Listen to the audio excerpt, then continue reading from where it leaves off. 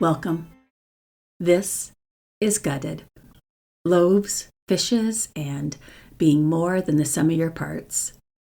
I'm Dr. Stacy Marquis, and today we continue our exploration of Season 2, Episode 2 of The Chosen. Its title, I Saw You. So, when we last saw Nathaniel, he'd already had a day that you would give 1 star and then a review that says, do not recommend, all in capital letters. He had warned the foreman that the concrete wouldn't properly set without seawater. But no one listened, and then the building collapsed. Now, Rome is blaming him. Not just because he's the architect, but because he's an easy target, a Jew in a Roman city.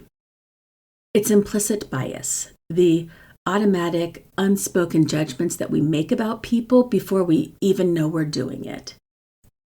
It isn't always loud or intentional. It's an automatic assumption that the person who's not one of us is probably the one at fault. All the variables are there, but they get misinterpreted in the worst possible way. So here's the thing. The other workers never really respected Nathaniel. In their eyes, he was an outsider, the kid who skipped ahead in the line. Sure, he had the education, the training, even the title, but what he didn't have was the years sweating in the mud beside them. So when disaster hit, bias simply filled in the blanks. And for Nathaniel, all the wrong boxes got checked. This doesn't just cost him a project, it hits the very center of his worth. When your identity is built on what you do as opposed to who you are, a failure like this doesn't just feel like a setback. It lands like a verdict. When a dream shatters, the first thing that usually breaks is your sense of direction. It's like the map you've been following gets ripped out of your hands. The path that once felt solid begins to shift and then break away. That kind of collapse creates the perfect storm. Grief, shame, confusion, and a kind of spiritual vertigo where you're not even sure which way is up anymore. People describe it as feeling hollow or numb, like they're watching their own life from the outside. It's not just this went wrong, it's who am I if this is gone? Nathaniel walks away from the arguments, the shouting, and his bartender therapist. He walks until the city is far behind him, eventually finding himself in a field looking up at a fig tree. It's a place that feels private enough to fall apart. People do this all the time when they're overwhelmed. They try to get as far away from other human beings as possible because they don't want anyone to see them break down. Under the branches, he sinks to the ground with the exhaustion of someone who has cried much harder than he wants to admit and has maybe drank more than he planned. His eyes are red, his shoulders slump. Words aren't really necessary because his body is already telling the entire story. He opens his portfolio. There, tucked neatly and safely within the leather pouch, are his blueprints. The ones for synagogues, colonnades, the structures he dreamed would draw his people closer to God. These aren't just sheets of parchment. They're his calling, his identity, the very best parts of what he hoped his life would mean. These plans had been the bridge between his talent and God's calling. And now it feels like the entire bridge has just gone up in flames. Hands shaking, He lifts the plans towards heaven, like someone offering up a sacrifice. He tells God that this work, all of it, was done for him. And he means it. He always has. When a truth stays in your head, it can feel steady and contained. But once you say it out loud, hear it with your own ears, it sinks in at a deeper level. Saying it out loud doesn't make it more true, but it sure does make it feel more real. Then come the tears, the snot, the ugly booger crying, the kind that leaves your eyes red, your face blotchy, and makes it hard to breathe.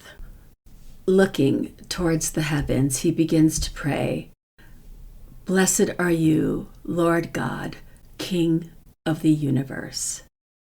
It's not a specific prayer. It's a formula, one that is used to begin hundreds of different blessings in the Jewish life. Nathaniel stops mid-sentence. He can't find a blessing that fits this experience. Somewhere between his anger and his hurt, his words get stuck. He begins to recite the Shema, a prayer he has known since childhood. Hands trembling, he takes a flint and a striker from his bag. He strikes them over and over until the blueprints ignite. He shifts to Psalm 102. "Let my cry come to you. Do not hide your face from me in the day of my distress." The blueprints begin to blacken and curl, each page peeling back from the stack. In Scripture, the heading for Psalm 102 reads, "A prayer of an afflicted person who has grown weak and pours out a lament before the Lord." It's sobering how quickly Nathaniel slides into that emotional space. In the span of just a few moments, he's moved from attempting to utter a blessing to the Shema to a psalm that is meant for people who are barely holding it together. It's like watching someone reach for every spiritual rung on the ladder as they're falling. He looks up, eyes burning, voice raw. He demands to know, does God see him? He waits for a breeze, a whisper, any hint of God's presence. Nothing. He's like a drowning man who's going down for the third time. He pleads, "Answer me speedily in the day when I call." He waits. Again, nothing. The strength of his anger is beginning to surpass his grief. He questions God. Why isn't he answering? Then despair creeps into his voice. He looks at the pile of burning blueprints and says, "These were done for you. Like, I thought I was doing everything you wanted me to do. Why is this happening?" The scene cuts back to the campsite, back to something more grounded, more ordinary. Matthew and Phillip sit side by side, working in total silence. And given how easily their conversation flowed on the trail, this silence lands awkward and a little heavy. Matthew is trying to strip bark off a log, but he's going at it like it personally offended him or owes him money. Every few seconds he stops to readjust something. His clothes, his hands. His movements are stiff and clumsy. His hands are far more accustomed to a pencil than a blade. Meanwhile, Philip is working his log like he's been doing it forever, and who knows, maybe he has. He strips bark like he's peeling a carrot. On the ground next to him, half a dozen logs sit finished. Matthew, who is still on his first, is making increasingly dramatic sounds of frustration. Philip looks up, probably thinking, okay, this is just too painful to keep watching. Reaching into his bag, he pulls out a strip of leather and holds it up for Matthew to see. Curious, Matthew asks, "What is it?" Philip explains that it turns a blade into a razor for logs. Then he wraps it around his own blade and shows Matthew how it works, pulling up instead of pushing down. He tosses it to Matthew and watches as Matthew begins to mentally calculate the number of rotations to make it tight. Philip whispers a gentle instruction. Twice. Matthew readjusts, and suddenly the bark slides off the logs in clean strips. He laughs, delighted, saying, he's never done manual labor before. The easy rhythm between them starts to return. During the first 60 seconds of this scene, only 16 words were spoken. At first, that doesn't sound odd, but typically, when two people are talking like they did on the trail, the combined pace averages around 250 words per minute. That trail experience taught Philip something essential about Matthew. Too many words, especially vague or cryptic ones, overwhelms him really fast. So back at the camp, Philip helped create a space for Matthew to settle, recalibrate, space for his brain to slow down. But Matthew is still locked inside his own head. He's laser focused on the log, perseverating on a problem he can't quite solve. He's trying to use a blade that, up to this time, he has never even held. And to add insult to injury, or more likely injury to insult, he's pushing the blade down toward his legs, which is an excellent way to end up with a really nasty gash and no penicillin. Yet, all this time, Philip has been demonstrating the correct technique, but Matthew hasn't absorbed it. Not because he's ignoring Philip, but because he's flooded. When you're overloaded, thinking, feeling, you don't absorb new information. Your brain goes offline in all the practical areas. So, Philip does what good mentors do. He doesn't shame him. He doesn't take over. He just gently brings him back into the space. Once Matthew connects what he sees with what his hands can do, something shifts. The success grounds him, bringing him back into connection with Philip. What follows resembles the rhythm they had on the trail, steady, simple, unforced. Two men working side by side, and Matthew breathing easier again. Philip smiles and teases Matthew, saying, he must have worked really hard to avoid this kind of labor. It's light, playful, safe. Nothing like the sarcastic digs Matthew is used to absorbing from Simon. Then Philip says something that stretches beyond the firewood. That life is behind him now. He's not just talking about manual labor. He's naming the bigger goal. Matthew, learning to grow, to join a community, to actually belong instead of simply observing from the edges. It's an invitation into something deeper, an apprenticeship focused on being in relationship with other human beings, not just being useful to them, the way he was with Rome. We call it a corrective emotional experience. It's a moment when a person is able to experience a new kind of interaction that contradicts their old painful ones. To give him a starting point, Philip suggests some beginner-level social tasks. Laugh at someone's joke. Try telling one back. For most people, That's instinctive. But for Matthew, that's like giving him a math problem where someone forgot to provide half the variables. Philip asks if he knows any. Matthew, completely sincere, asks, "Any what?" Philip laughs and clarifies, "Jokes." Matthew's blank look remains.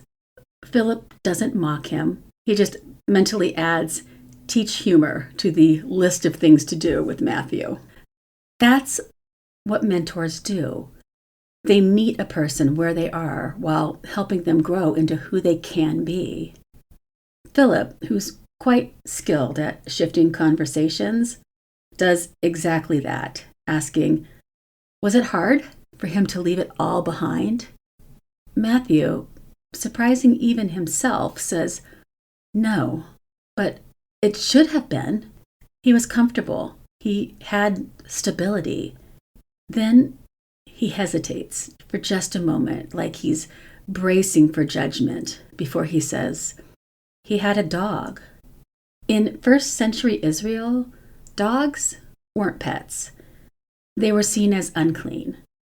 Sure, some families had one as a watchdog or for herding sheep because they were loyal and easy to train. But for the most part, dogs were half wild scavengers who helped keep the city clean by eating trash. But for Matthew, his dog was the one relationship in his life that wasn't transactional. There was no bias, no past to overcome, no ledger of wrongs, just warmth and presence. And for someone who has lived so much of his life deprived of safe human connection, that's huge. Even prisoners, cut off from the world, stripped of choice, will sometimes nurture a mouse, cricket, even a cockroach in their cell.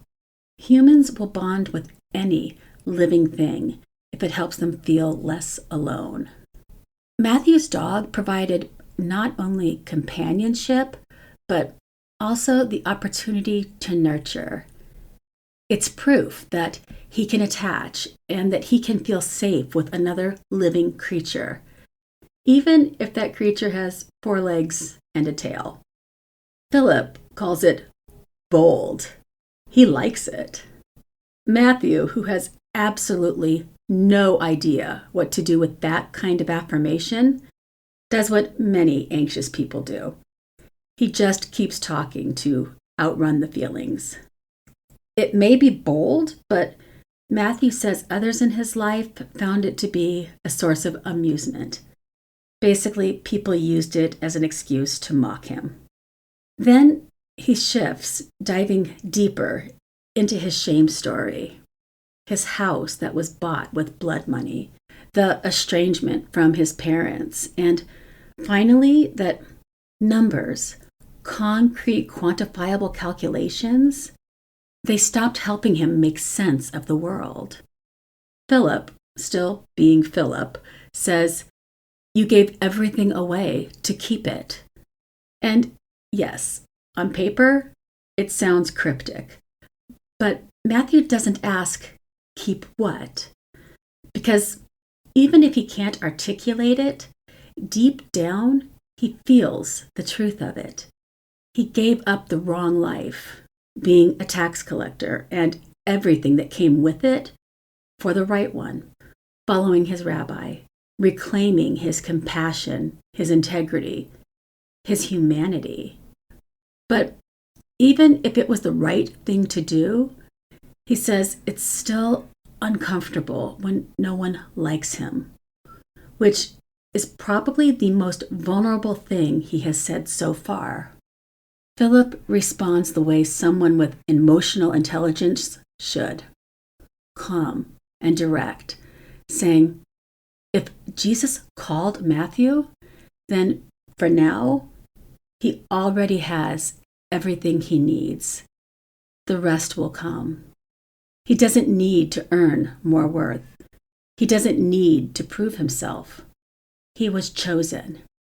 That's the starting point, not the finish line. Matthew, still struggling to embrace those facts, admits he has absolutely no idea why Jesus called him, what Jesus even sees in him. He approaches it like a math equation. Jesus is a religious teacher, and he knows very little about religion. So, in his mind, the logical conclusion is that he brings nothing valuable to the table. Philip flips that proverbial table upside down, saying, from what he understands, Jesus doesn't love everything about religion. Matthew stops and looks at him like, oh, because this equation just took on a whole new variable. Philip stops stripping wood. He can see that Matthew is beginning to spiral. Not in a way that's uncontrolled, but in a way that's too controlled. He thinks for a moment, then says his name, Matthew. It's a way to draw him back into the here and now, out of his past. Matthew looks up, and Philip tells him that what he thinks he knows doesn't matter.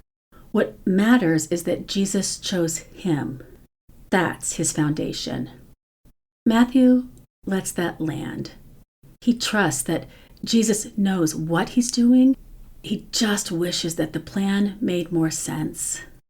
That space between I trust you and I don't get this is where faith and anxiety often wrestle. Leaning in, Philip reminds him, he skipped out of Hebrew school at 8. He'll catch up. Philip leans in with one more attempt at humor. It's a vegetable joke, easy to set up with a clear punchline, and it lands flat with Matthew, who just looks at him, nodding, clearly not getting it. Philip laughs. It's okay. They'll just keep working on it. His relaxed presence gives Matthew a safe place to be awkward, to try, and to not be punished or mocked for it. Join me next time, where we see Nathaniel, who still sits beneath the fig tree, and Philip finally gets to have that long-awaited conversation with Jesus. This is Gutted, loaves, fishes, and being more than the sum of your parts.